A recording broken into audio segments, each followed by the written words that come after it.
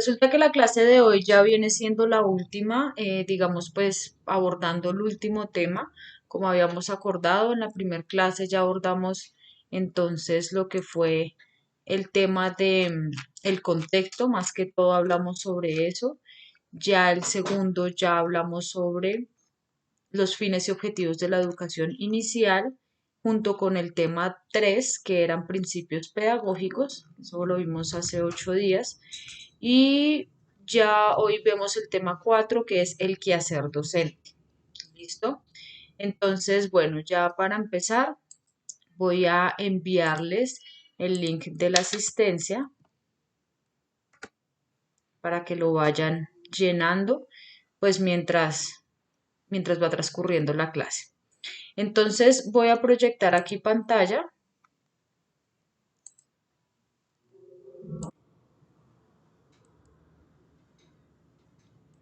y primeramente, bueno, vamos a retomar también ya conceptos precisamente que hemos hablado durante esta clase, pues porque ya en esta última clase, en este último tema, ya se vienen a recoger precisamente todos los temas que hemos venido abordando. Entonces, ya como bien nos dimos cuenta, hemos pasado por allí acerca de las necesidades precisamente del niño, de cómo la pedagogía, la educación misma se ha venido transformando debido a estudios, a contextos diferentes, contextos históricos y políticos por el que precisamente la humanidad ha pasado. Entonces, de acuerdo a todo esto, pues precisamente también la educación ha tenido que verse modificada.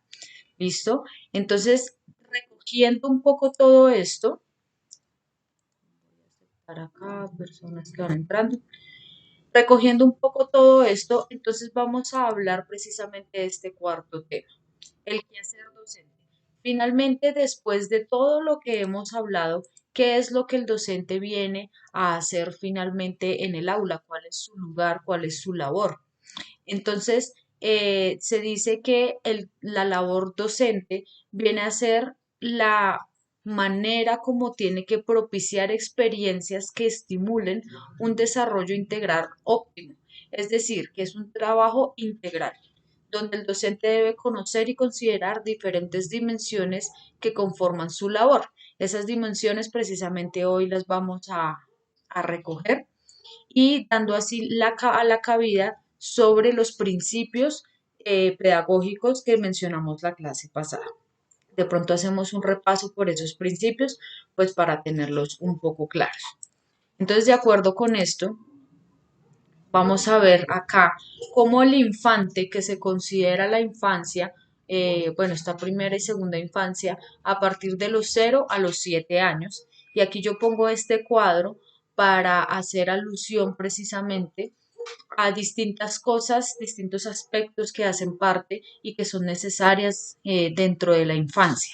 Obviamente no son los únicos, obviamente cada uno de estos aspectos está permeado por muchos aspectos como pues podemos ver el contexto, la situación socioeconómica en la que se encuentre la familia, la nutrición que reciba el niño, todo esto incluye e influye pues grandemente en estos aspectos y eso lo vamos a ir viendo pues ya para dar cierre a esta primer clase del primer semestre.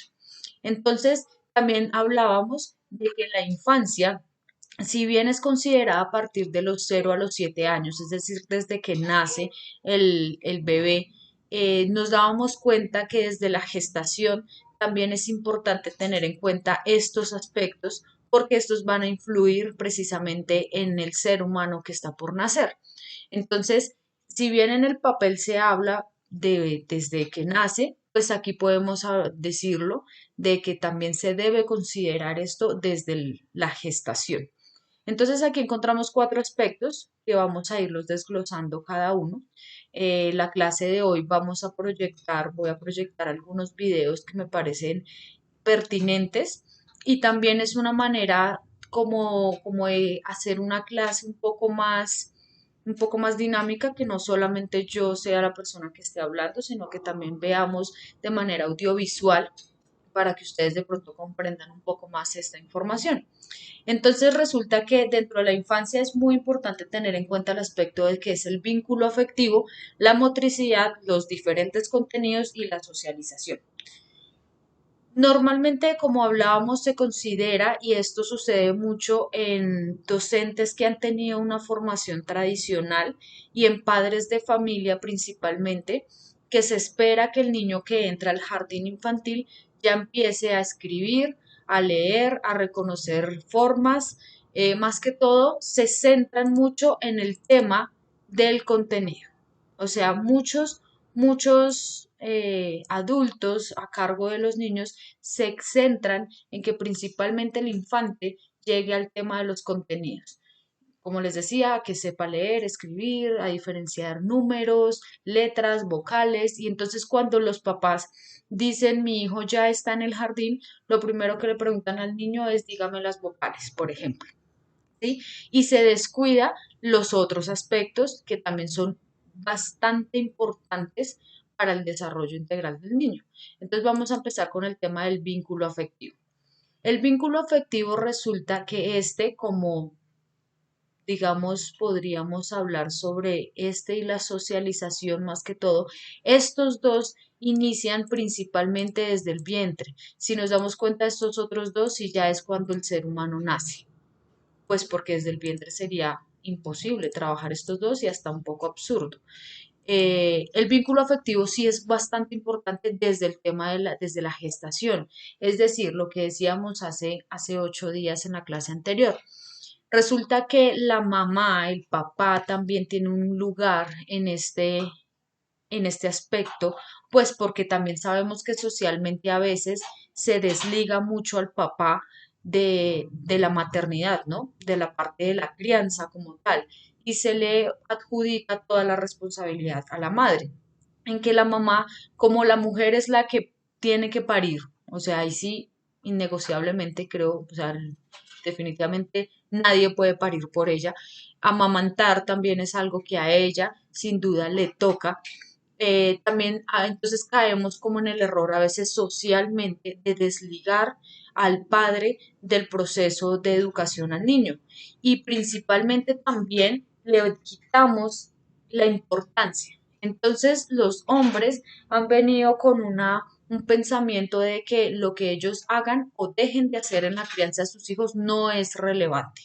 Y al contrario, se aplaude mucho al papá que está presente cuando realmente lo que se debería hacer pues es considerarlo algo muy normal, pues porque él también es el padre. Entonces, este vínculo afectivo empieza desde el momento en que la mamá se entera que va a ser mamá, desde que la mujer se entera de esto. Y la reacción que ella genera ante esta noticia influye inmediatamente. ¿Por qué? Porque como hablábamos hace 8 días, las células se comunican y las células saben cuando la persona está en angustia, cuando la persona está de pronto en depresión o está enojada, porque el cerebro segrega precisamente una serie de sustancias que hacen que las células se comuniquen entre sí. ¿Para qué? Porque necesita, por ejemplo, si la persona está angustiada, el cuerpo lo asume de que está en peligro. Entonces necesita que su cuerpo reaccione de una manera para actuar frente al peligro que se le está generando. Entonces, si una persona se la pasa, por ejemplo, pensando en que ¿qué pasa si no pago esta cuenta? Hay que pagar deudas, hay que pagar lo otro. Todo el tiempo está segregando precisamente el cortisol, que es esta sustancia, y se empieza a intoxicar. Y es allí cuando podemos encontrar enfermedades como el cáncer, la gastritis, que son enfermedades que se puede decir que se relacionan bastante con las emociones. Si constantemente estamos en este sistema de alerta activado, pues las células empiezan a enfermar porque se supone que este cortisol no debería durar mucho tiempo en nosotros. El peligro, al reaccionar nosotros ante el peligro, pues no debería durar mucho. Y si duramos con esto todo el día, pues ya las células empiezan a enfermar, a reproducirse de una mal manera y ahí es cuando se generan tumores. Entonces, todo esto, ¿por qué es importante? Porque cuando la mamá queda en embarazo, le transmite eso al bebé inmediatamente por medio de las células. El bebé, ese feto, aún no cuenta con cerebro, aún no cuenta con sistema nervioso, pues porque finalmente está iniciando como esa etapa de gestación, pero las células ya transmitieron esa información. De acuerdo con esto, entonces empieza a dar un comportamiento a partir de las células. Cómo se comportan ante cómo le están comunicando esas células a ese comportamiento, mejor dicho.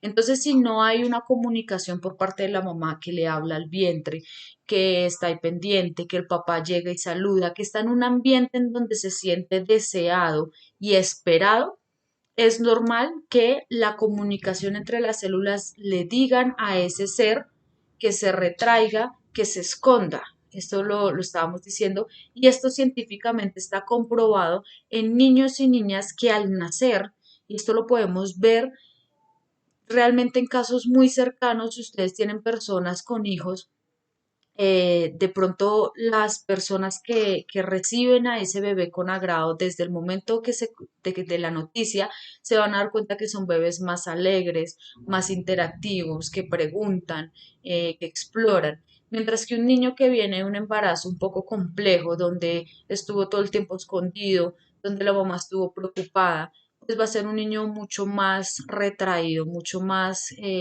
quieto, que no quiere nada, no interactúa mucho con los demás.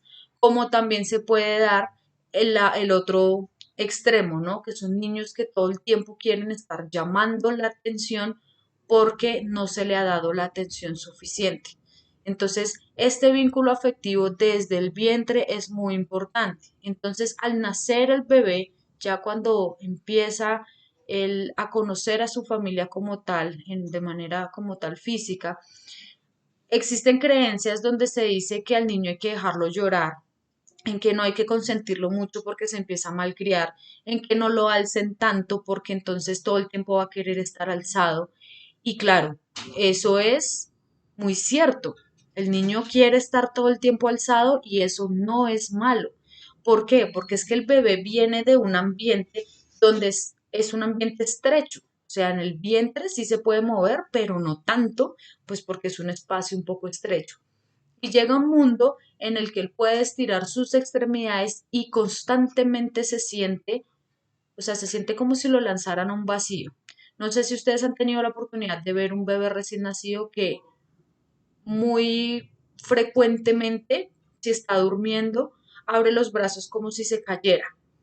Es precisamente por eso. Por eso es que las abuelas dicen que a los bebés hay que envolverlos en una cobija como un poco apretadita, para que se sientan apretaditos, precisamente es por eso, para que se sientan abrazados, para que se sientan contenidos, ¿sí?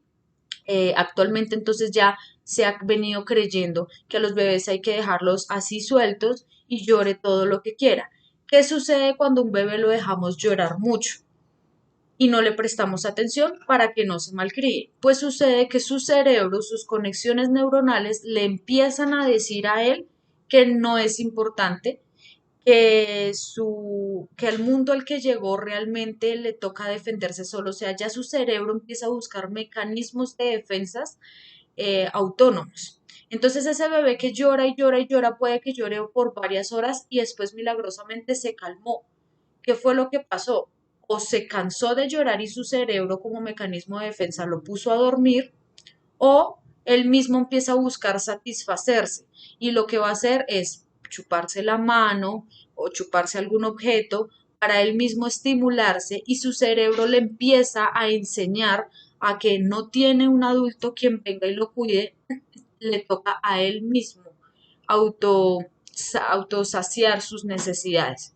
Es un mecanismo de defensa, pero son niños que probablemente más adelante van a precisamente seguir con esta intención, en que yo mismo satisfago mis necesidades, no busco ayuda, me frustro muy fácil, no socializo con otros y en la adolescencia va a ser mucho más difícil llegar a estas personas y poderles tratar porque ya vienen con eso. Entonces, los vínculos afectivos realmente son muy importantes.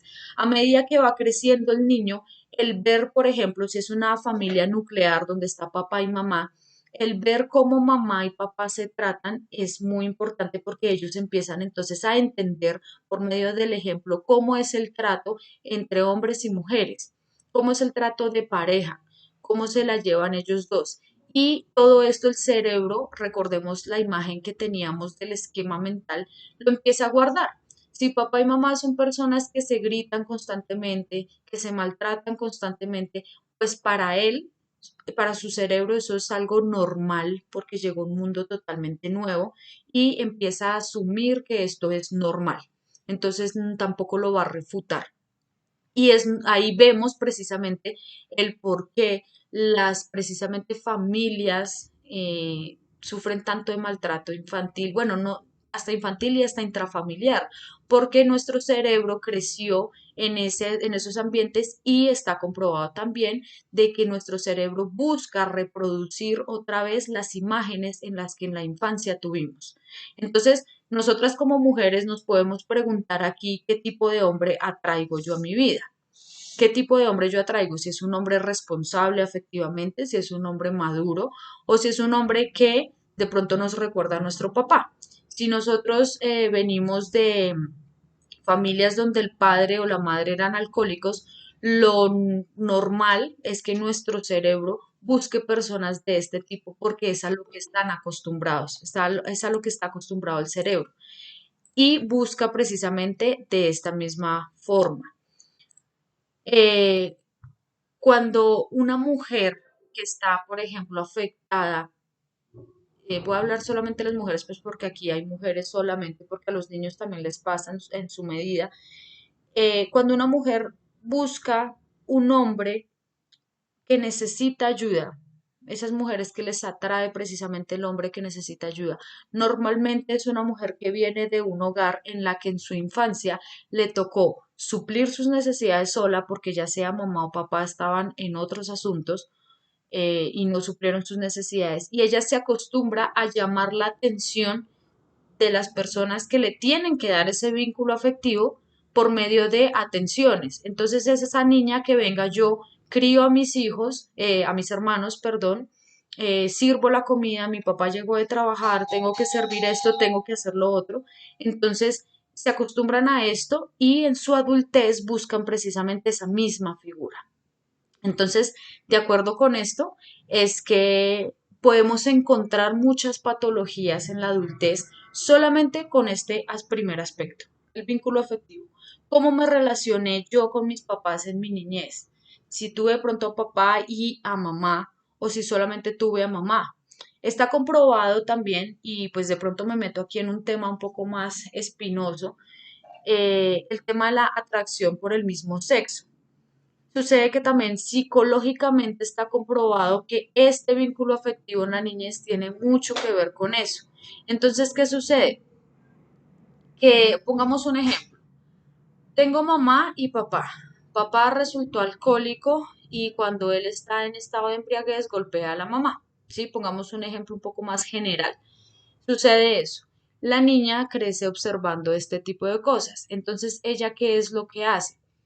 No se siente identificada con el papá, pues porque es un golpeador, entonces ella dice, yo no quiero esto para mi vida y los hombres golpean a las mujeres. Es lo que su cerebro le reproduce porque el papá tiene la obligación, tiene la responsabilidad de enseñarle a su hija cómo relacionarse con los hombres y este hombre lo está haciendo de una manera negativa.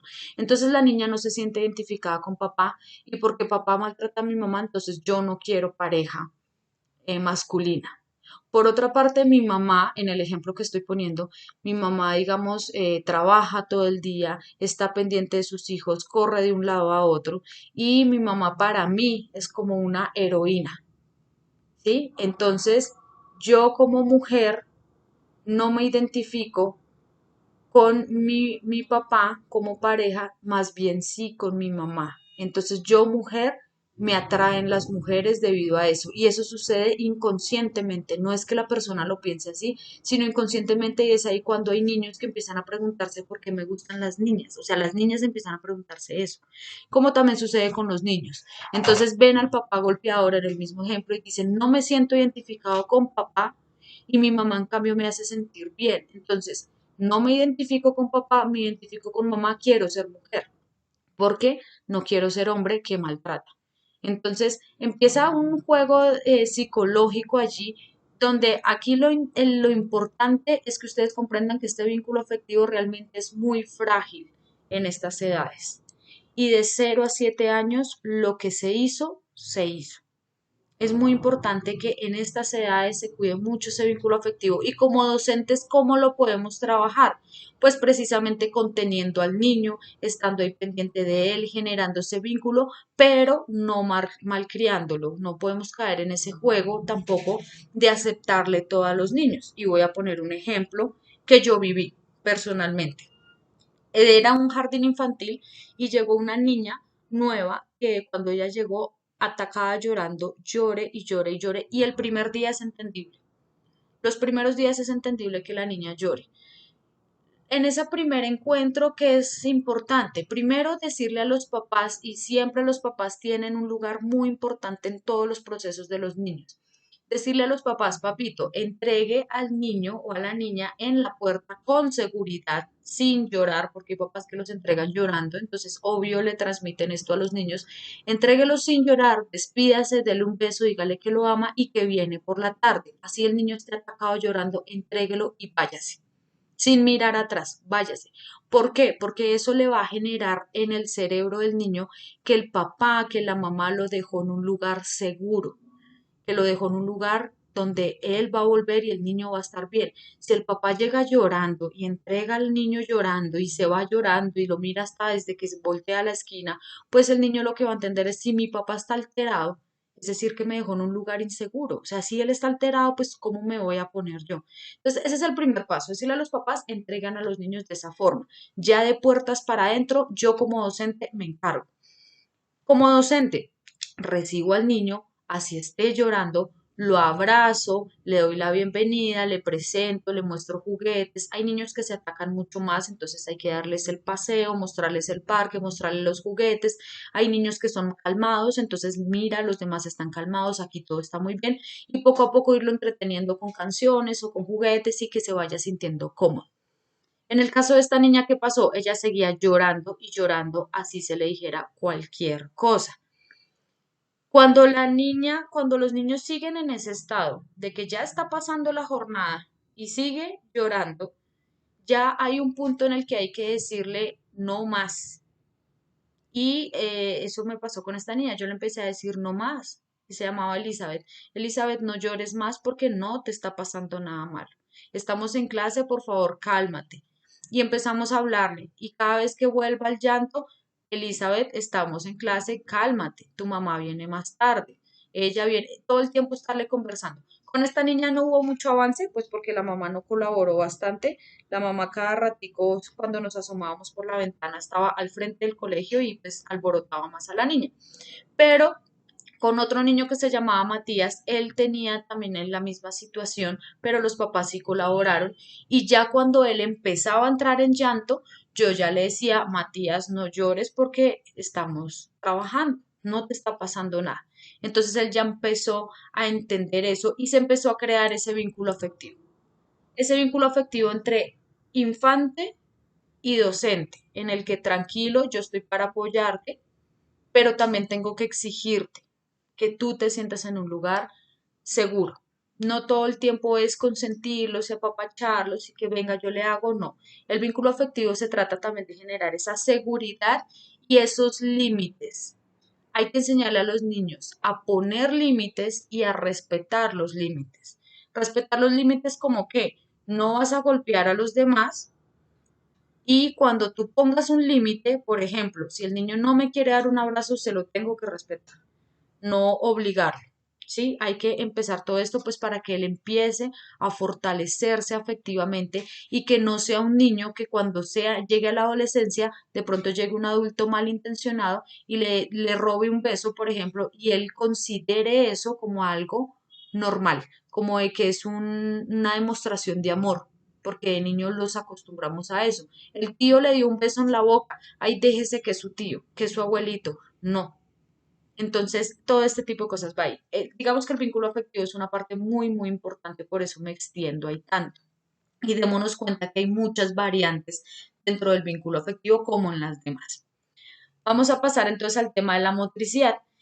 Resulta que el infante también desde que nace empieza a tener una motricidad y esto también se pasa por alto muchas veces.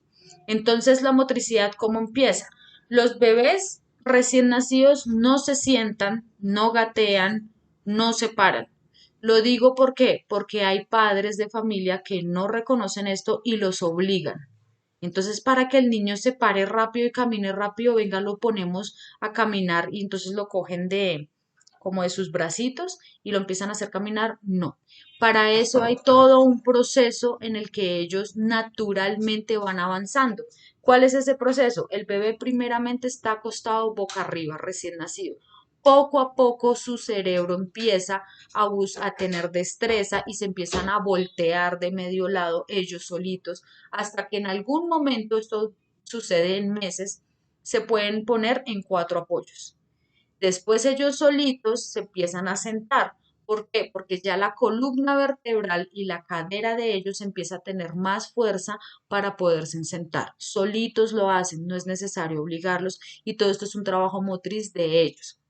¿Qué es lo que sí podemos hacer nosotros en esa época, en esa etapa?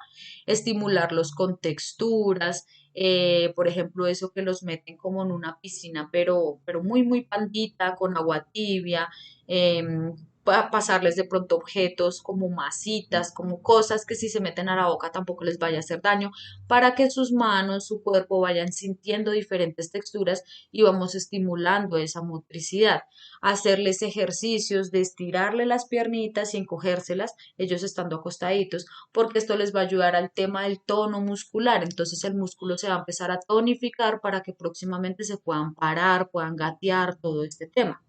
Pero nunca sentarlos obligados. ¿Por qué? Porque les podemos dañar la cadera porque todavía no es una cadera madura para sentarse. Ellos solos deben hacer ese proceso. Conocí un caso muy cercano de una amiga que tuvo un bebé y ella obligaba al niño a pararse porque quería que caminara rápido. Pues efectivamente le dañó las rodillas y el niño hoy en día no camina muy bien porque las rodillas se le malformaron un poco. Entonces ellos solitos empiezan a hacer todo ese tema motricidad. Nuestro trabajo es estimularlos un poco con texturas, hasta con sonidos, para que volteen la mirada, para que volteen hacia donde está escuchando el sonido y esas cosas.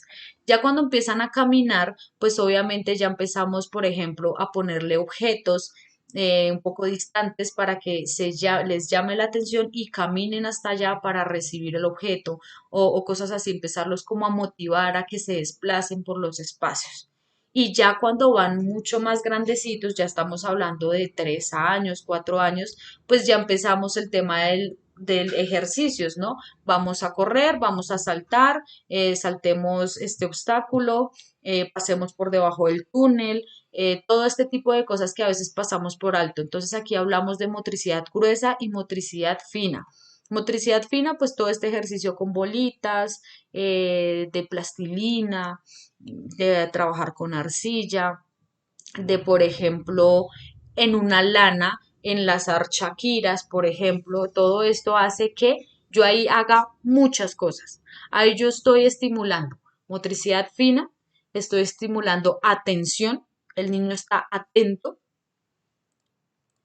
perdón que no me he dado cuenta que la cámara estaba apagada.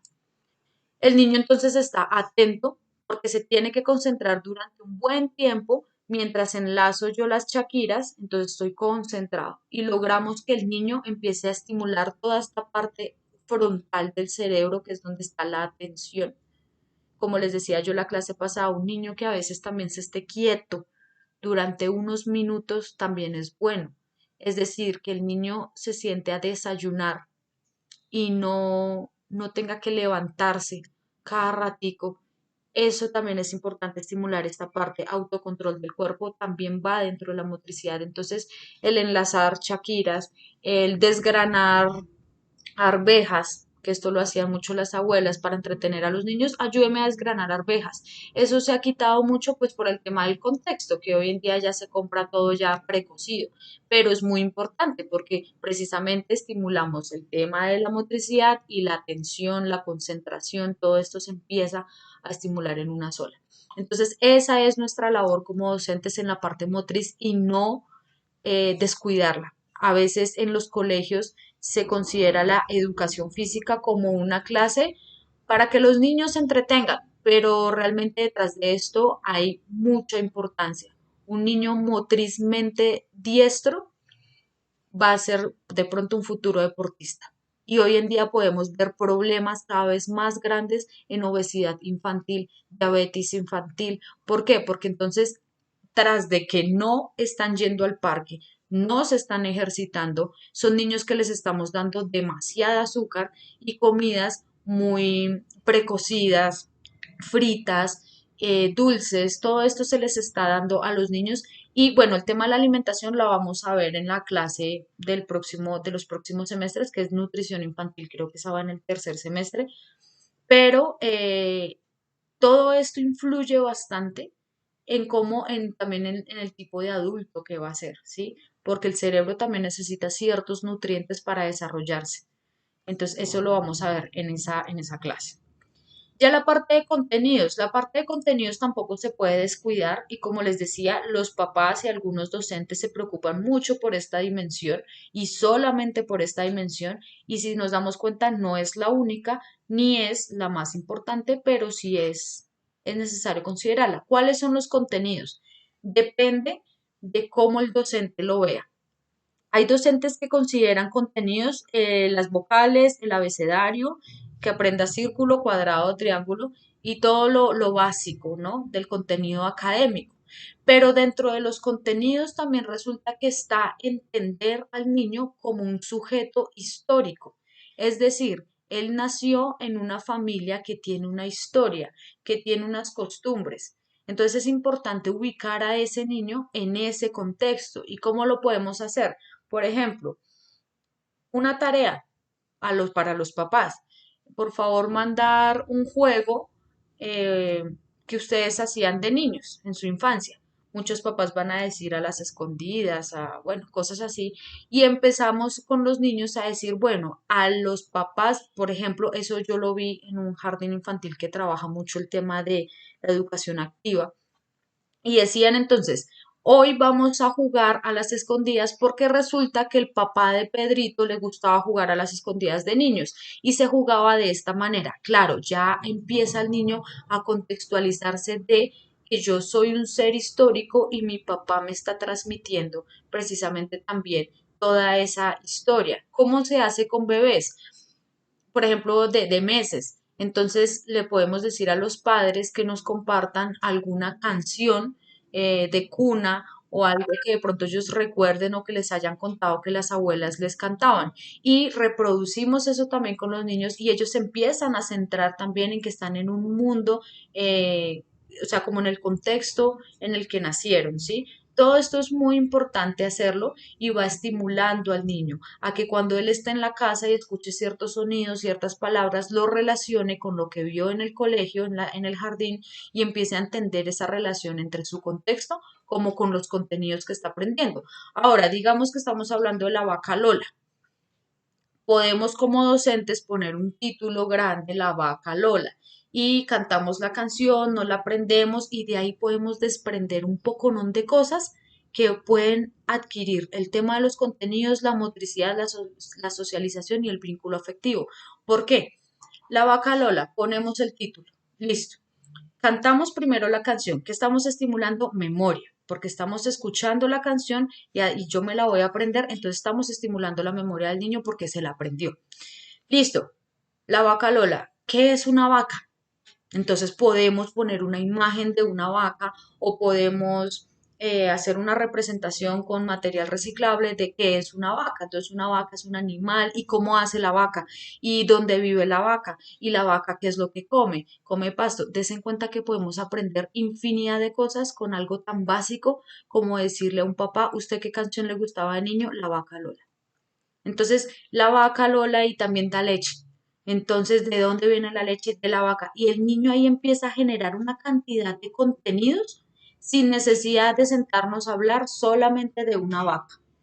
¿Sí? Empezamos a enlazar cosas y el niño empieza precisamente a tener esa relación de su contexto porque es algo que mi papá escuchaba de niño y ya sé un poco ¿no? de cosas. Ahora, con el título que yo les decía que podemos poner la vaca Lola, entonces hablemos sobre la vocal A, que es la primera.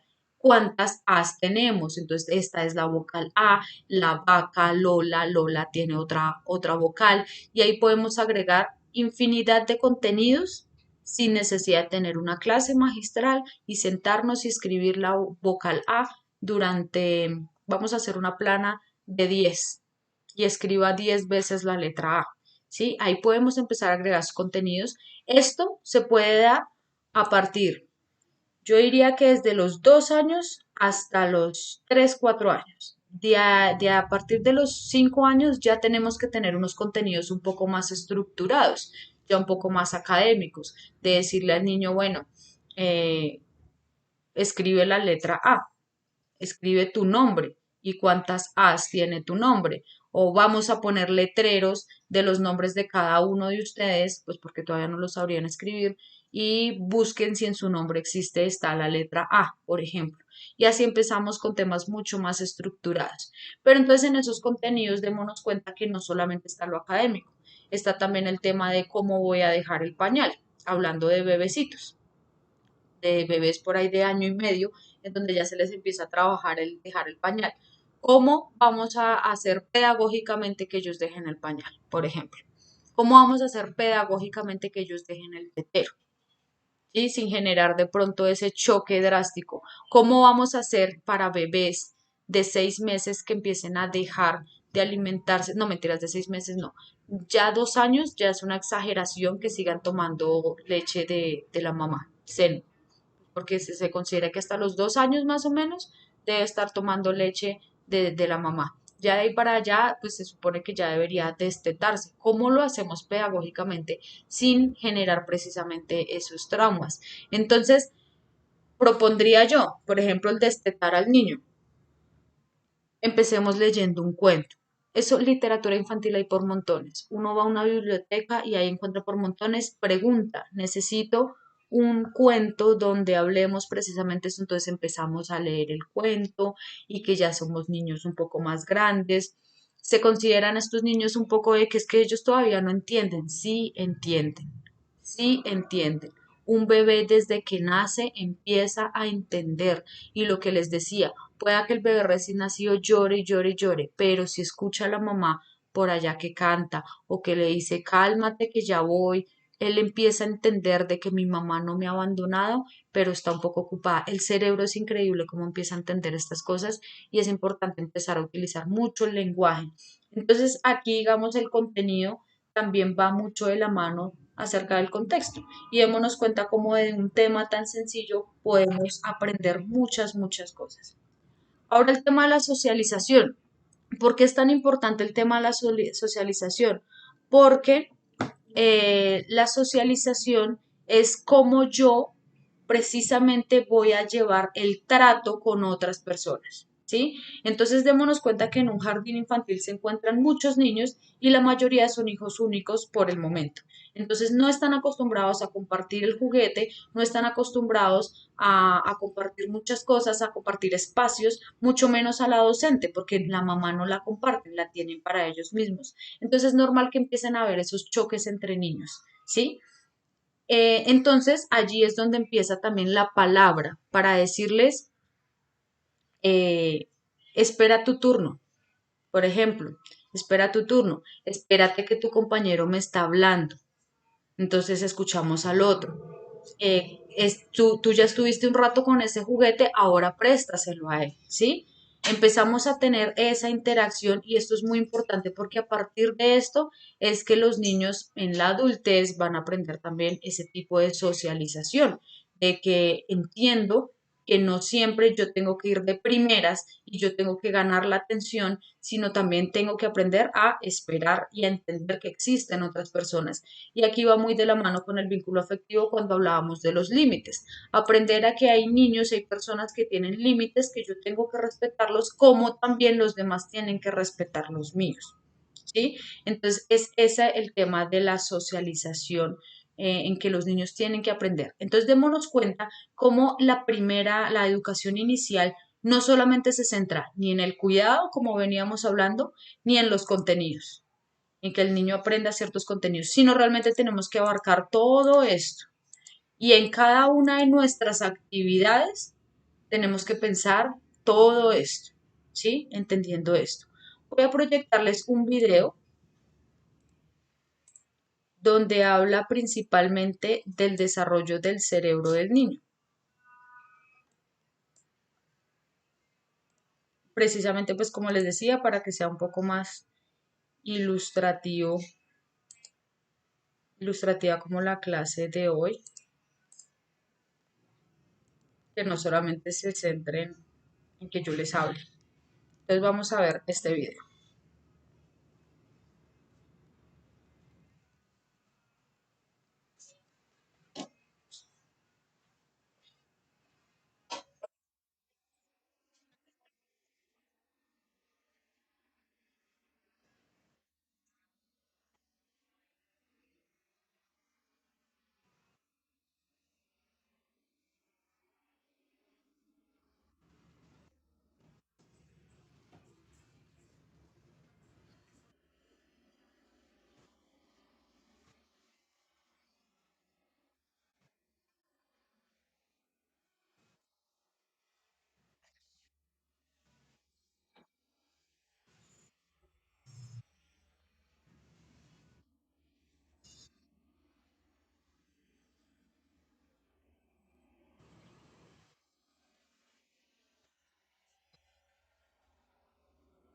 Cambios de su entorno, también de otras cuando han sido dañadas.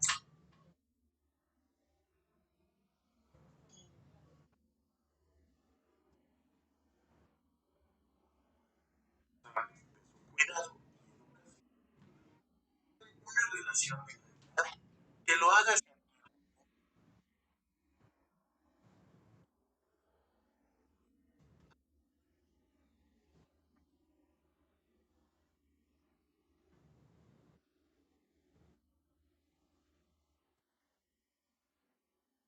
Bienestar del niño. Mantente al pendiente de su desarrollo.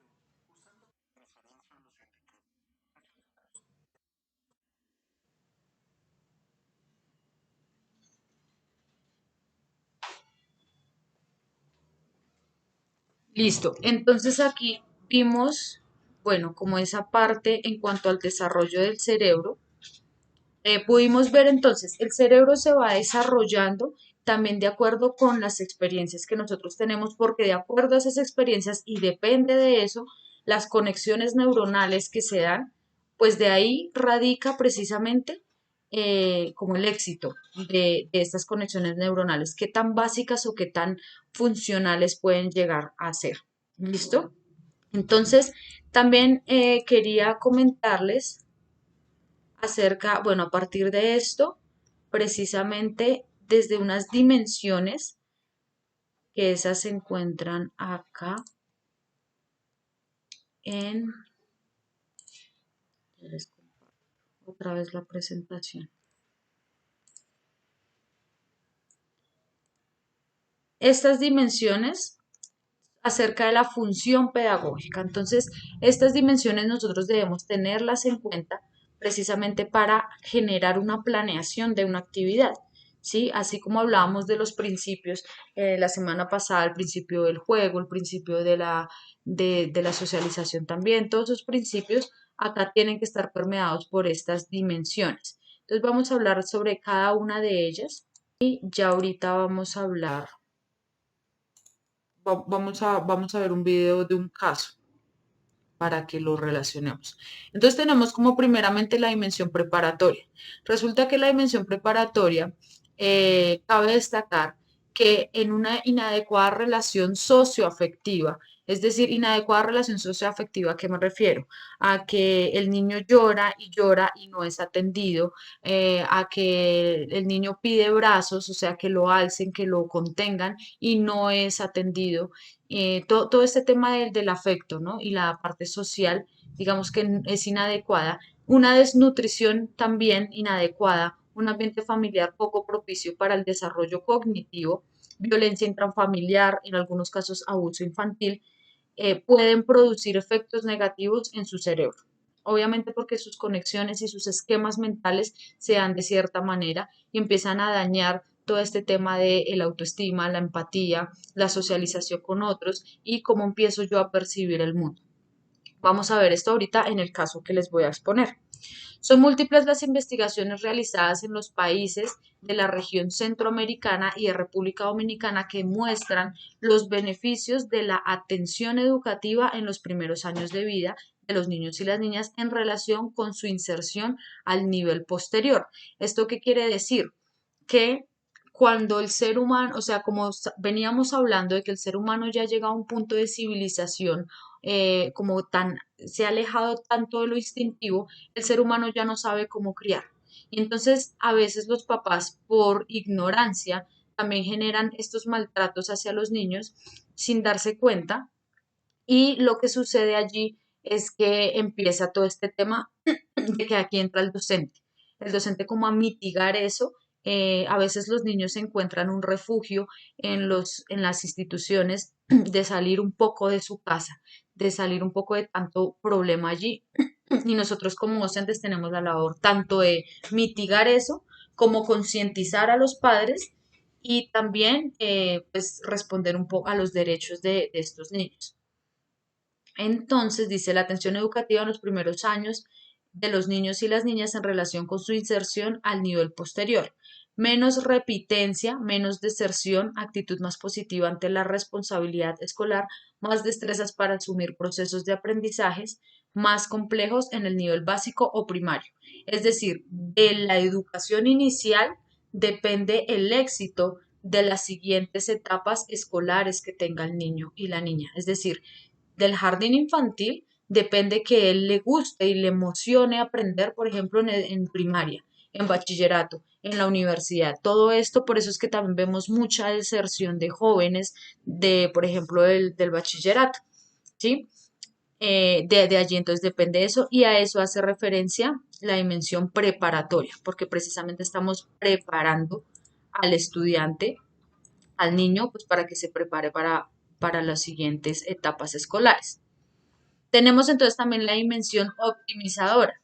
Es responsabilidad de la institución como tal potenciar el desarrollo del niño y la niña hacia el logro de objetivos curriculares planteados según el grado en que se encuentre, promover aprendizajes en un clima afectivo propicio hacia el logro de lo esperado. Es decir, la optimizadora hace relevancia precisamente a que el niño porque esté en un jardín infantil no significa que no vaya a aprender. Obviamente va a aprender, pero ¿de qué manera? ¿Sí? Tenemos claro que un bebé, por ejemplo, en estos primeros grados de caminadores y bebés también se llaman, obviamente no se va a quedar sentado y va a empezar a recibir una clase como si nosotros lo hacemos, pues porque ya nuestro cerebro da para eso. No, pero sí, por ejemplo, podemos hacer estrategias como la que les decía de la canción, del cuento, para que el niño logre aprender precisamente ciertos contenidos básicos que él necesita. Básicos que digo, entender el mundo que lo rodea. Cosas básicas como de dónde viene la leche, de dónde viene el queso, el huevo que me como en la mañana, de dónde viene, qué animal lo produce. Cosas básicas que es más, a los niños les interesa más eso que aprenderse un abecedario. Sigue la dimensión socializadora. Dice, la escuela comparte con la familia la responsabilidad en la construcción del ser social del niño y la niña. Es decir, este trabajo también es parte de la familia y hay que involucrarla. ¿Sí? Existen muchos tipos de familias, pero eh, hay familias, o sea, hay tipos de familias como hay familias. O sea, podemos decir, una familia nuclear es papá y mamá e hijos. Y hay muchas familias así, pero cada una de esas familias nucleares hacen las cosas diferentes. Entonces es importante validar que estas familias hacen las cosas diferentes, respetar ese contexto y asimismo empezar a trabajar en pro de eso, sin de pronto violentar ese contexto de la familia, pero sí decirles, bueno, estamos viendo que el niño se le dificulta esto, se le dificulta de pronto hablar, todo el tiempo está gritando, entonces necesitamos apoyo por parte de familia. El proceso de socialización se puede dar a partir de vivenciar en el propio centro educativo las normas, hábitos sociales y mediante el conocimiento del contexto social cercano. Es decir, tenemos que conocer a la familia, saber qué dinámicas tienen ellos y cómo vamos a empezar a relacionarlos, ¿sí? Hay familias que colaboran, hay familias que no. Entonces, siempre en el colegio, en la institución, debe haber unas reglas. Y desde los bebés lo pueden entender. Siempre, por ejemplo, un bebé que tira un juguete a otro niño, pueda que lo haya hecho por el tema de explorar qué pasa con el juguete si lo lanzo, pero mostrarle lo que sucedió. Tu amigo está llorando porque le pegaste, él ya empieza a entender y empezar a poner reglas. Reglas, por ejemplo, en un jardín infantil que yo conocía, tenían la regla de que los niños se comen todo, todo, no pueden dejar nada, pues porque estaba precisamente la minuta ya dada para un niño de esa edad, tiene que comerse todo. Entonces, vamos a comernos todo y al bebé, el bebé sin ni siquiera hablar, porque no podía, pues todavía no tenía la capacidad del habla, entendía, vamos a comer. Y a veces lloraba y todo, pero pues muy tranquila la profesora, vamos a ir comiendo. Y eso es ir poniéndoles reglas también y límites. Dimensión preventiva, las acciones de orientación y apoyo al niño y la familia pueden prevenir efectos negativos al aprendizaje. Si los papás realmente supieran la capacidad que tiene el cerebro, lo importante que es el vínculo afectivo, lo importante que es todo esto de lo que ya hablamos, la parte motriz, todo esto, evitaríamos muchas veces maltrato infantil, evitaríamos todas estas situaciones. Entonces, como docentes también es importante hacer esas reuniones con padres y hablarles un poco sobre esto, sobre lo que hemos observado en sus hijos y cómo en la familia nos pueden apoyar. Tenemos la dimensión recuperatoria, que es la detección temprana de algún trastorno orgánico o funcional y su posterior referimiento al especialista indicado en problemas de lenguaje, motrices, sensoriales, entre otros. Aquí, ¿qué es lo que cómo lo podemos identificar? Como lo decíamos hace 8 días, en ciertos reflejos. Los bebés, primeramente los reflejos. Si el bebé no tiene el reflejo de succionar, hay que enviarlo a un neuropsicólogo que revisen de pronto su cerebro, que le hagan exámenes, ciertos reflejos. Ya cuando el bebé va creciendo, si no gatea, por ejemplo, si no se sienta todavía, que han pasado meses y aún no se sienta, todo esto hay que empezar a revisarlo. En el lenguaje, cuando ya vemos que algunos niños pueden pronunciar ciertas palabras y algunos no, empezar a revisar y a preguntar por la historia que tiene ese bebé en el embarazo. Como les decía, si es un niño que fue, no, profe, la verdad es que él no fue planeado, no se le habló al vientre sino hasta los 7 meses de embarazo, entonces ahí ya podemos empezar a entender cosas que son corregibles, sí, pero entre más temprano las encontremos, detectemos estas situaciones, mucho mejor porque se van a poder tratar mucho mejor. Entonces es importante darle a conocer constantemente a la familia estas situaciones. Entonces, esa es la parte preventiva, ¿sí? Estar previniendo precisamente situaciones. Entonces, de acuerdo con esto, sabiendo ya estas dimensiones, que esas pues ustedes las encuentran en el módulo donde están las actividades propuestas, allí en ese módulo ustedes las pueden leer con mucho más detenimiento y pues desarrollar las actividades. Entonces, de acuerdo con esto, les voy a presentar un video. Es un poquito largo, dura casi 6 minutos. Este video es importante que lo veamos con detenimiento porque allí se muestra cómo realmente el ser humano, si no tiene precisamente esa relación social, si no tiene estos estímulos, suceden cosas que de pronto no son positivas, definitivamente no son positivas para el sujeto a comparación de unos de animales, ¿sí? Por ejemplo, hablábamos hace 8 días de la tortuga. La tortuga tiene sus bebés a sus huevos y se va. Y esas tortuguitas, sin necesidad de una mamá que le enseñe, ya genéticamente sabe qué es lo que debe hacer. De hecho, en el momento de nacer sabe que corre peligro por ciertos depredadores. El ser humano no. Entonces vamos a ver este video para que precisamente analicen un poco esta situación. Como les digo, es un poquito largo, pero vale la pena escucharlo todo, verlo todo, para que analicemos bien este caso. Porque pueda que casos como estos no los vamos a encontrar en el aula, pero sí casos de niños que todo el día están frente a un televisor, por ejemplo, y también influye. Casos en los que los niños llegan a la casa y los papás llegan hasta por la noche y el niño solamente los ve en las mañanas antes de irse al colegio y todo esto influye. Aquí vamos a ver un caso que es un poco extremo, pero vale la pena estudiar.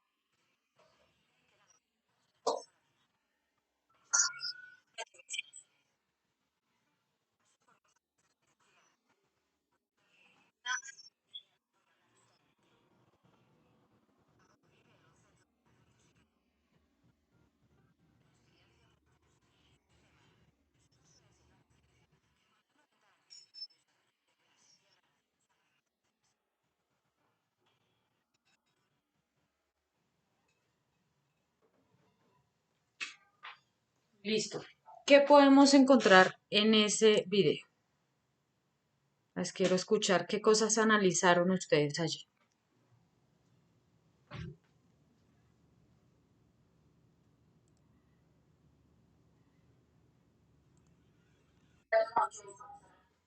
Buenas noches.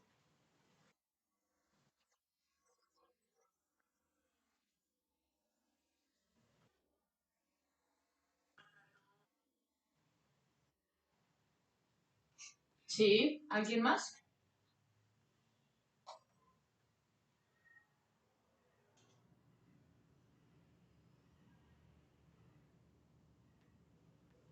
¿Qué otras cosas a partir de lo que hemos hablado cuanto al tema de, del desarrollo del cerebro, todo esto fueron encontradas? Aquí Camila dice las consecuencias de no darle un desarrollo propicio a un menor, en donde también están.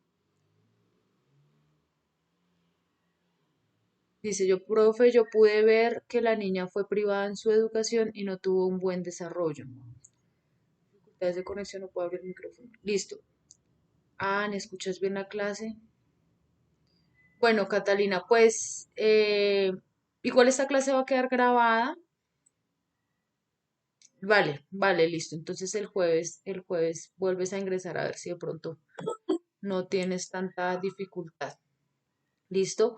Entonces, como les decía, ¿qué otra, alguien más tiene algo que decir en cuanto al video?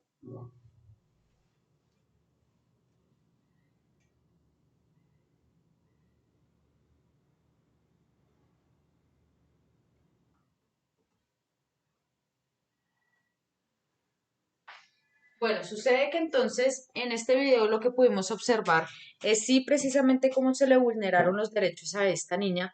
¿Por qué? Primeramente encontramos un papá emocionalmente inestable, mentalmente inestable. Es decir, cómo precisamente ese niño, si nosotros miramos la historia de ese papá, probablemente también podemos encontrar maltrato allí. Podemos encontrar cierto maltrato y cómo este se repite. ¿Listo? Eso por una parte. Por otra parte, podemos encontrar entonces que el ser humano sí o sí necesita de otro ser humano para aprender a desenvolverse. Es decir, nosotros por nosotros mismos no logramos ni interpretar el mundo ni ser civilizados. Y esto lo podemos también evidenciar en historias, por ejemplo, de de Rómulo y Remo, creo que eran, una historia donde se dice que unos niños fueron criados por lobos y de allí se inspiró la película infantil del libro de la selva.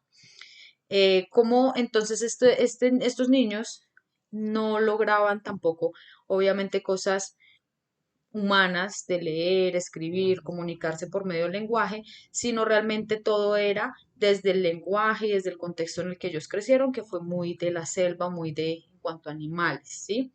Entonces, en este caso específico de esta niña, podemos ver cómo ella, como no tuvo esa interacción con el exterior, con otros seres humanos, con la palabra, con el afecto, ahí se rompieron muchas cosas, se rompió el vínculo afectivo, se rompieron muchas cosas y trágicamente, aparte de lo que le sucedió con sus padres biológicos en las casas de paso en las que estuvo, pues también fue violentada. Entonces aquí se rompen muchas cosas y empiezan a aparecer patologías psicológicas. Es probable que esta niña más adelante hasta de pronto piense en el suicidio porque no le encuentra sentido a la vida. Puede suceder. O que sea una persona fácil para las adicciones, para situaciones así. ¿Listo? Eso es más que todo por ese lado. Ahora bien, ¿qué otra cosa podemos encontrar allí?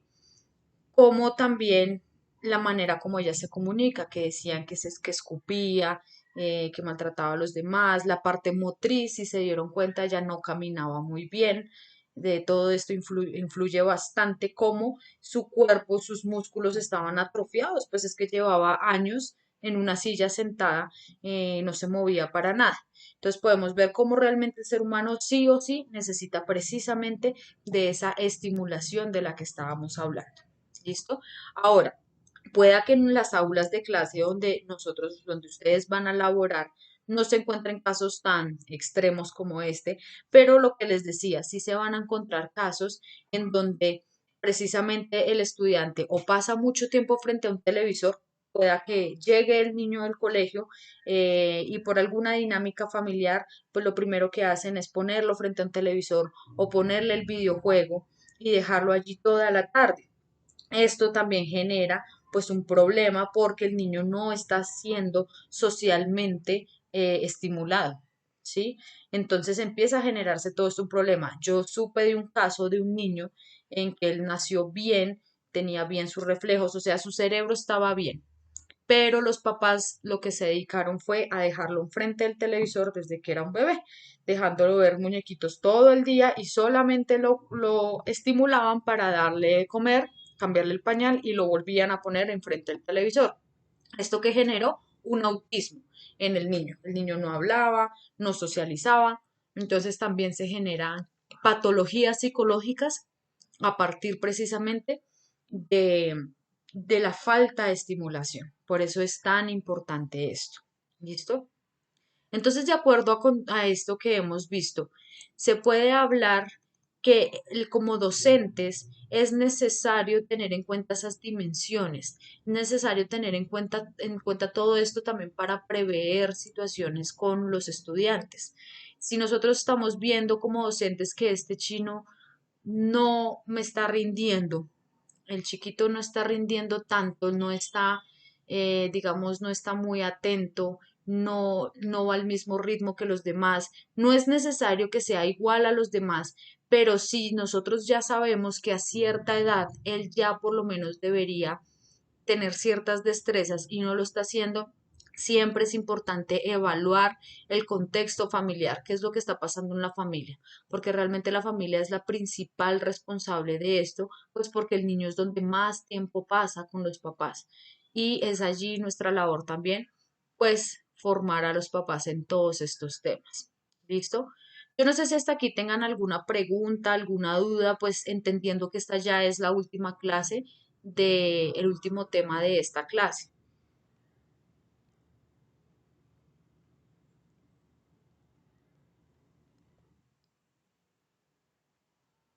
Si tienen alguna pregunta, sería bueno hacerla.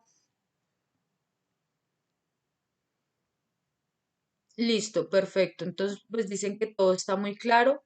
Bueno, pues ¿cuál era la intención de esta clase durante todas estas sesiones que hemos tenido?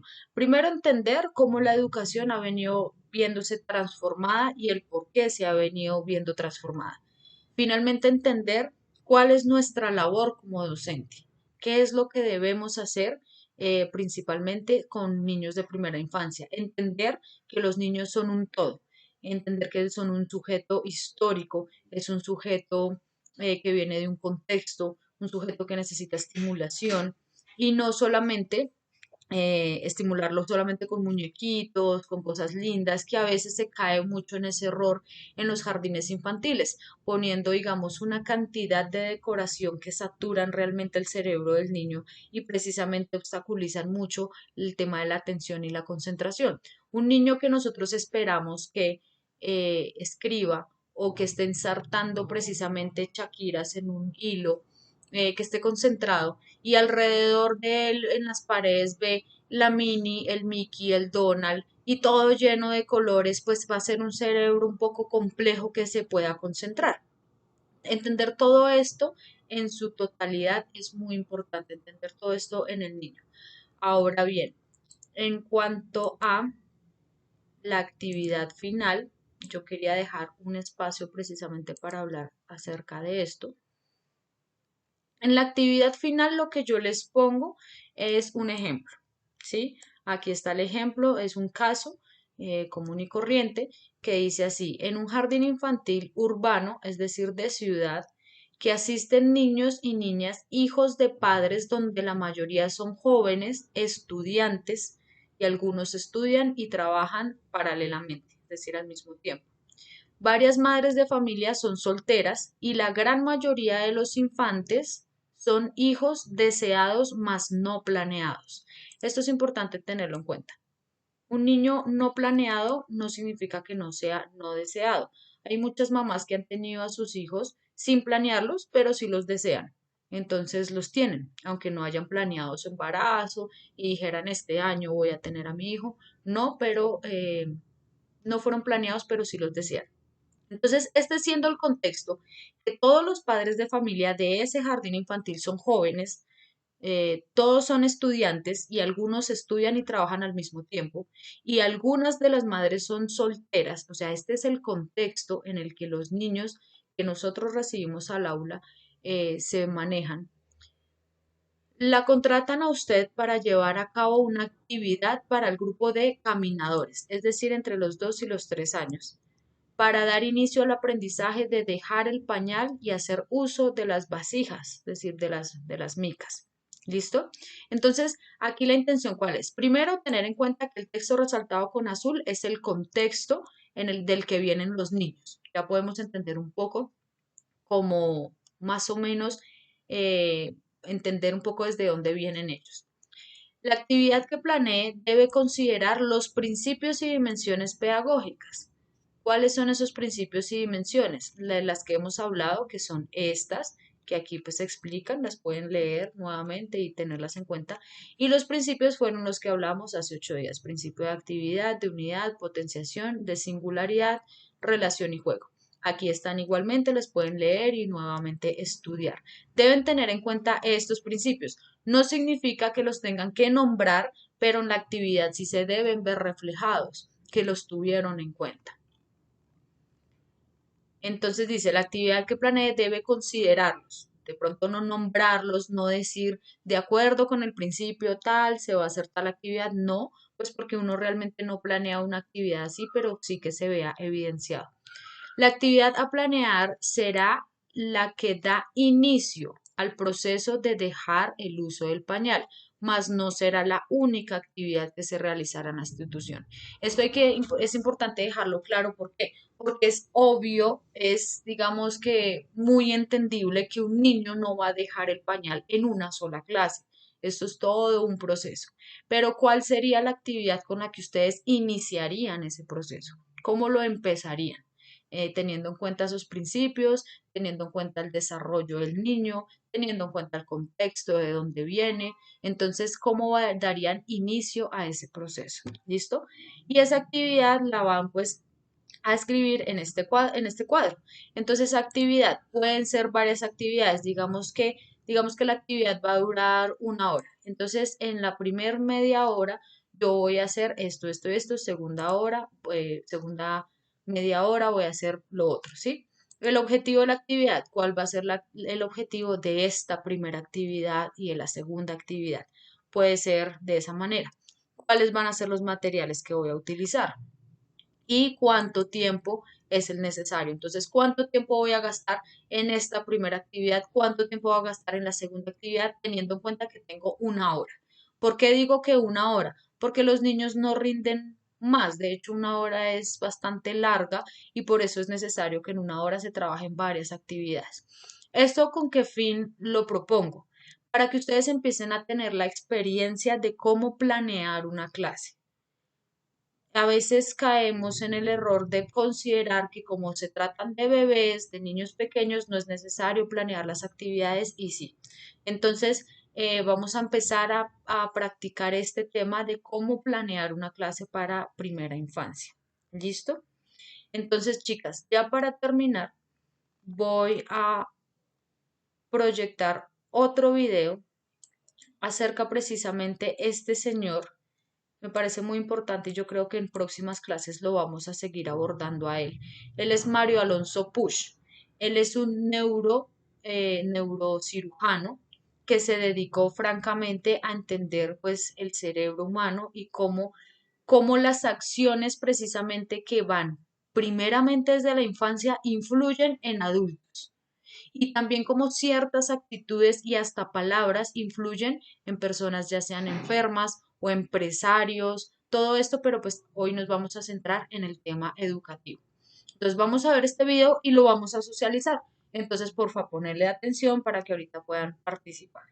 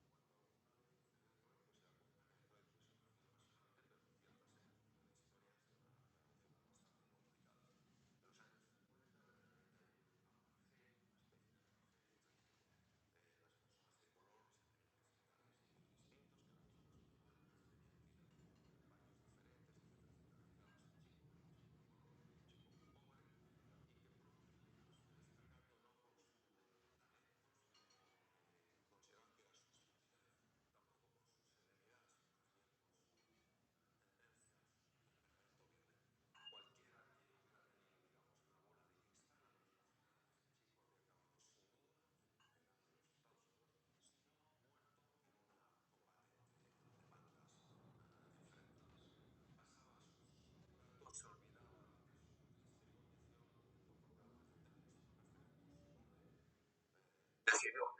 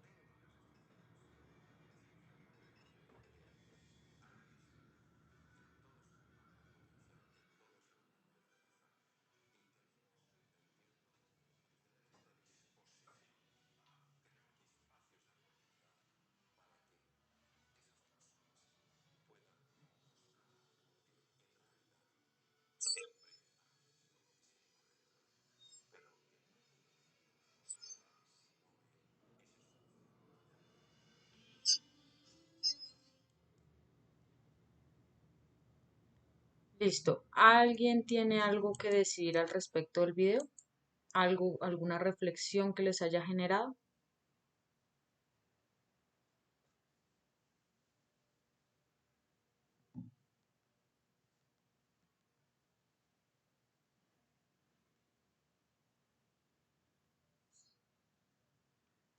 Dale, Camila. Mientras tanto, ¿alguien más quiere decir algo? Ese video lo pueden encontrar completo. Ahí está solamente un fragmento de lo que el doctor habló de toda la conferencia. La conferencia dura alrededor de una hora y él habla realmente de la educación y de cómo también la palabra, como lo hablábamos en, creo que la clase pasada, cómo la palabra influye bastante también en la formación, en el desarrollo del niño. Entonces, mientras Camila está escribiendo allí, Les comento, precisamente como decíamos que el lenguaje, la palabra hablada es lo que nos diferencia de los animales, resulta que la palabra tiene el poder de formar también a un sujeto. Entonces, si es un niño que todo el tiempo le estamos diciendo, tú eres desordenado, tú eres torpe, y no lo decimos así, lo decimos, tú por qué no eres como Pedrito, que mira que él sí es ordenado. Ese mira que él sí es ordenado le hace entender al niño que yo soy el desordenado. Ay, tú siempre tan metiche, tú por qué siempre haces esto. Entonces le empezamos a construir al niño eso, ese construcción de sí mismo. Entonces ya después el niño cómo se describe, es que yo soy de esta manera. Entonces empieza a actuar de esa forma porque le estamos construyendo su cerebro de esa forma. Entonces lo que dice este doctor es también ese tema de la palabra. Y démonos cuenta que desde la gestación, como les decía, si la mamá y el papá no interactúan con ese vientre y le empiezan a hablar precisamente, pues va a ser un niño que se empieza a comportar de las maneras como ya lo hemos hablado. Y desde el momento en el que nace, si le seguimos hablando de ciertas formas, pues es normal que se empiece a comportar de esas maneras, ¿sí? Eso se puede encontrar en este video. Y como docentes, bueno, aquí ya escribió Camila, dice, me parece un video reflexivo encarrilado a la enseñanza, es decir, deja la idea de que, por ejemplo, nosotras como futuras docentes o técnicas, en cualquier momento de alguna clase en la que estemos, no debemos etiquetar a los niños por cómo se han estado manifestando últimamente, pues que hay alguien que tiene diferentes potenciales en cosas que solemos ignorar. De ahí están las inteligencias múltiples, todos los niños pueden llegar a ser exitosos también por la guía tanto de los docentes como también de los padres de familia. Eso es muy cierto. De pronto hay niños que, y eso es normal, a nosotros hay cosas que de pronto no se nos dan. Por ejemplo, yo no soy muy buena para las matemáticas. Los números realmente a mí se me dificultan y hace poco tuve que dictar una clase de cálculo reemplazando a un docente que se tuvo que ausentar. Y de un momento a otro me dicen, prepare una clase porque mañana tiene que dictar factorización para el grado décimo. Y yo, ¿cómo así? Pues claro, me tocó sentarme a practicar y desempolvar muchas cosas, pero no soy buena. No soy buena y se me dificultó bastante. Entonces los niños también vienen con esas algunas habilidades y otras no muchas. Y es importante hacerles entender a eso. El hecho de que tú no bailes igual que tu compañero no significa que seas torpe. De pronto tú eres bueno para otras cosas y empezarles a darles a entender eso. No que lo dejen del todo. Por ejemplo, si el niño no es bueno para los números, pues no significa que no le vamos a dictar matemáticas nunca, por ejemplo, sino decirles, realmente tienes que esforzarte un poco más en esto, presta más atención, busquemos una manera de cómo vas a aprender este tema porque es necesario que lo aprendas, pero no te angusties porque otro compañero lo logre hacer de pronto con más habilidad y resaltarles las habilidades para lo que ellos son. Entonces, si el niño es bueno pintando, fíjate que tú eres bueno pintando y hay otros compañeros que también se les dificulta. Entonces, es darles como a entender eso, ¿no? Em, entonces, es precisamente no etiquetarlos como lo dice Camila, en qué es lo que son y qué es lo que no son o qué es lo que deberían ser. No etiquetarlos en ese sentido, sino ayudarlos a tener ese potencial, a creerlos precisamente que es posible que logren ciertos avances. No permitir nunca, esto sí lo digo pues como que en mayúsculas, el bullying o la burla entre los estudiantes dentro de un aula. Eso sí, jamás permitirlos porque desde allí se desprende también muchas situaciones que hemos visto, suicidios de niños, realmente niños que se suicidan por este tema. Tengamos en cuenta que hoy los niños están expuestos a las redes sociales y hoy en día si tú te equivocas te conviertes en un meme y te vuelves viral. Entonces, los niños todo el tiempo están expuestos a ese tipo de cosas y es normal que por eso se frustren tanto con este tema. Dicen que hoy en día a los niños no se les puede decir nada porque ya amenazan con suicidarse. Pues claro, porque es que anteriormente, generaciones atrás, si tú te caías y quedaba una burla entre los compañeros, no se publicaba, ¿sí? Entonces, tener en cuenta todo este tipo de cosas. También tener en cuenta en que precisamente no es fácil para un niño estar viviendo, por ejemplo, en un conflicto de familias todo el tiempo y saber cómo esto influye y puede dañar ciertos aspectos, hacer heridas emocionales, francamente. Todos tenemos heridas emocionales porque nuestros padres obviamente no fueron perfectos, todos tenemos ciertas heridas emocionales, pero en la adultez ya depende precisamente de la madurez de nuestro cerebro, tener la capacidad de trabajar en esas heridas emocionales o seguir viviendo con ellas. ¿Qué significa eso de vivir con ellas? Por ejemplo, nosotros como mujeres, permitir que mi esposo me maltrate físicamente. Eso es vivir con una herida emocional y aceptarla y no querer trabajarla. Permitir que hasta a mamás que veíamos en los videos de la semana pasada, mis hijos me maltraten. Eso es tener una herida emocional que yo no me atrevo a trabajar. Entonces es empezar también a que nosotros como adultos tenemos también que lidiar y sanar esas heridas emocionales para asimismo no lastimar a los niños que tenemos a nuestro cargo. Eso es muy importante y más si de pronto son madres o piensan serlo. Aquí Gabriela dice, profe, pues que todos los niños tienen buen potencial, no hay que dudar nunca de eso, sino de creer en ellos, hacerles que ellos también crean en ellos mismos y tener seguridad de que ellos también pueden y lo que llegarán a hacer en un futuro. Exacto, estarles potencializando eso de que ellos sí pueden. Ellos sí pueden. De pronto no caer en el tema del positivismo, dale que tú puedes, dale que no sé qué, y caemos de pronto en una sobreexigencia y el niño se abruma, sino también entender de que hay momentos en que es necesario detenerse, descansar y después retomamos la tarea. A veces caemos en el tema de que dale, tú puedes, escribe, pon, haz esto, súbete, bájate. El niño ya se empieza a saturar. A veces es necesario decir descansa un rato y ahorita vuelves y lo intentas o mañana vuelves y lo intentas y vas a ver. Una estrategia que yo normalmente uso mucho con los niños y funciona es hacerles caer en cuenta de un logro que ellos ya hayan alcanzado. Entonces, por ejemplo, si un niño logró montar en bicicleta y ahora está aprendiendo a montar patines y se está frustrando mucho, entonces decirle, ¿te acuerdas que con la bicicleta te pasaba lo mismo? Te asustabas, te caías, pero lo seguiste intentando y lo lograste. Entonces con los patines es lo mismo. Cuando estamos aprendiendo una letra, por ejemplo, estamos aprendiendo la F y se le dificulta un montón y se empieza a frustrar. Entonces le podemos decir, ¿te acuerdas cuando estabas aprendiendo la M y que lo practicaste y no sé qué hasta que lo lograste? Lo mismo sucede acá. Hacerles caer en cuenta también el tema de los procesos. Los niños actuales son muy inmediatistas. De hecho, el ser humano como tal es muy inmediatista. ¿Por qué?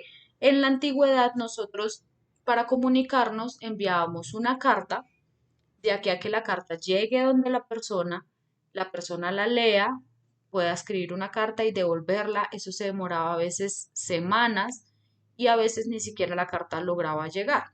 Pero teníamos una capacidad de espera, de tener una espera en el proceso. Hoy en día, si nosotros escribimos un mensaje, si lo vieron y no nos contestaron, entramos en shock. Lo vio, me dejó en visto. ¿Y por qué no me contesta? ¿Qué estará haciendo? Y las redes sociales, de hecho, están hechas para eso, para mantenernos ahí todo el tiempo pegados al celular de que ya escribí. Y des en cuenta que antiguamente uno enviaba un mensaje por Messenger o por WhatsApp cuando recién empezó y pues uno enviaba el mensaje y tenía que esperar a que respondiera. Cada vez las redes sociales tienen más opciones para que yo sepa en qué momento la persona se conectó, en qué momento dejó el celular, por qué no me contestó, ya le llegó el mensaje, ya lo vio y por qué no me responde. Entonces cada vez nos mantienen mucho más ahí en la inmediatez. Si yo quiero algo de comer, yo tengo que llamar a un domicilio, el domicilio en cuánto tiempo llega, me lo dice el celular, qué es lo que están haciendo, lo están preparando, ya viene para acá, dónde viene el domiciliario, ya llegó. Entonces, todo el tiempo tenemos que estar pendientes de que todo sea para allá. Y eso se lo estamos transmitiendo a los niños. El niño le dice a la mamá, estoy aburrido, toma el celular, inmediatamente se le quita el aburrimiento. No les estamos enseñando el tema de esperar los procesos. Y por eso es normal que un niño cuando le estamos enseñando algo quiera aprenderlo en un solo día y se frustre. Tenemos que enseñar ese tema del proceso. Un ejemplo que los niños entienden mucho para entender esto es una planta. Sembramos una semilla y hoy mismo no vamos a tener una planta. Tenemos que verla crecer, cómo va saliendo la raíz, hasta que logremos esa planta y es un proceso. Entonces los niños hoy en día son muy inmediatistas porque también ven a los papás en esas dinámicas de estar todo el tiempo afanados y que lo queremos todo para allá. Nosotros como adultos tenemos que también enseñarles a eso. Vamos a esperar. Los papás también a veces nos afanamos porque nuestros hijos aprendan a escribir, aprendan a leer y todo para allá, porque es que el hijo de mi amiga ya sabe escribir. Y tenemos también que entender eso, que son procesos. Entonces, vuelvo y redundo en lo mismo, en que caemos en que nosotros los docentes no solamente educamos a los hijos, a los niños, sino también a los papás porque tenemos que darles esas herramientas a los papás de cómo tratar a sus hijos en las casas. Y esto se dio mucho ahorita en la pandemia. Teníamos que decirles mucho a los papás cómo tratar a sus hijos en la casa, porque francamente los seres humanos se acostumbraron también a dejar a su niño a las 7 de la mañana en una institución y lo recojo hasta las 5. Es decir, lo recibo, le doy de comer, acuéstese y mañana otra vez lo mismo, no me hago cargo de él. Y los tiempos libres que sean en fines de semana o por las tardes, pues lo pongo en un televisor, en un celular y listo. Entonces ya en este tema de socialización, yo personalmente tuve que recibir casos de padres de familias que entraron en shock. O sea, tuve padres de familia que realmente no sabían cómo lidiar con sus hijos las 24 horas del día y ya los maltrataban físicamente porque se desesperaban.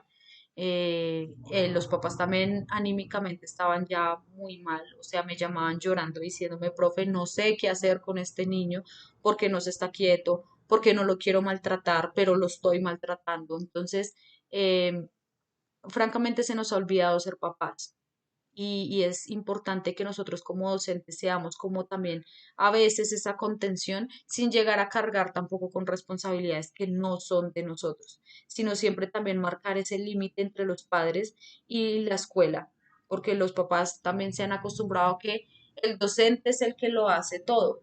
Para eso está el docente, para enseñar a leer, a escribir, a caminar, a todo. Entonces el docente se convierte en el todo y tampoco.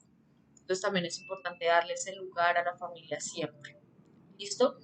Entonces, chicas, ya para terminar, les comento, esta sería la última clase que nosotros tenemos de esta clase como tal, o sea, es el último tema que nosotros tenemos.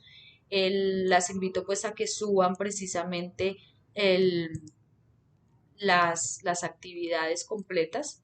Voy a compartirles aquí ya para finalizar un video que me enviaron por WhatsApp para que puedan subir las diferentes actividades. Entonces, por favor, lo observan, ya que me di cuenta que algunas me decían que no podían subir más de un documento. Entonces, aquí les explican cómo. Al iniciar el Classroom,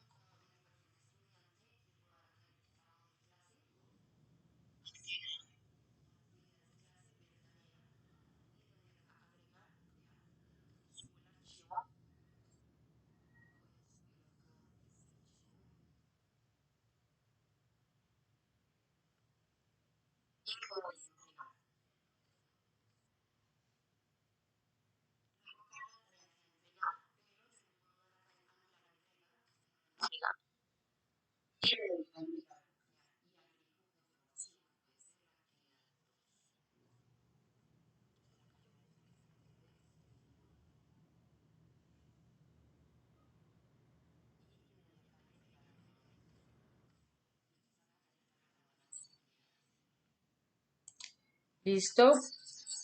Entonces, así, para que puedan subir las actividades que tengan pendientes, para que puedan subir todas las actividades, tienen, ya digamos, siendo esta la última clase, entonces la invitación ya sería a que terminen las actividades que hay en el módulo y posteriormente, ya cuando terminen las actividades, elaboren el examen final.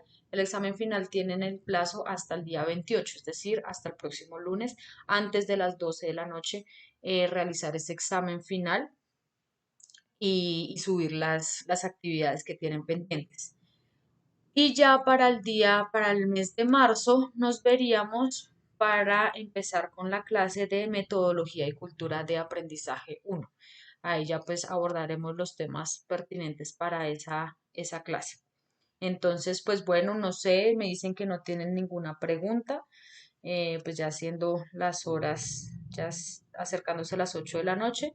Entonces, pues no siendo más, si no tienen alguna pregunta, pues sería hasta aquí esta clase. Les recomiendo mucho el tema de que aborden el material complementario que está en el Classroom. Sería muy interesante que lo leyeran, que vieran ese video, porque realmente complementa todo lo que hemos abordado. ¿Listo? Listo, María Camila. Yo te espero. Entonces, no siendo más, pues chicas, deseándoles una feliz noche y que tengan, pues, que puedan descansar.